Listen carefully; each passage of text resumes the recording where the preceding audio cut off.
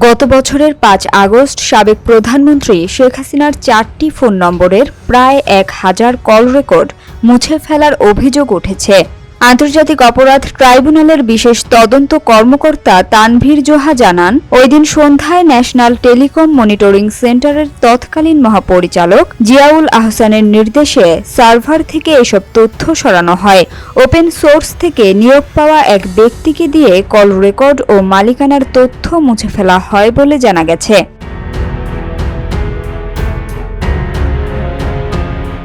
তদন্তে আরও উঠে এসেছে, শুধু শেখ হাসিনার নয়, সেই সময় সাবেক পুলিশ মহাপরিদর্শক চৌধুরী আবদুল্লাহ আল মামুন এবং এক সাবেক পরিকল্পনা মন্ত্রীর কল রেকর্ডও মুছে ফেলা হয়েছিল। বর্তমানে মুছে ফেলা ডিজিটাল প্রমাণ উদ্ধারের চেষ্টা চলছে।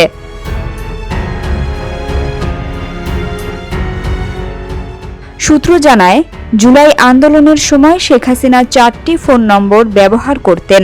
আন্দোলন দমন এবং হতাহতের তথ্য গোপন রাখতেই এসব কল রেকর্ড মুছে ফেলা হয়েছে বলে অভিযোগ। উল্লেখ্য, সেই সময় উদ্ধার হওয়া কিছু ফোনালাপে তাকে মরণাস্ত্র ব্যবহার ও হেলিকপ্টার থেকে গুলি চালানোর নির্দেশ দিতে শোনা যায় বলে অভিযোগ রয়েছে।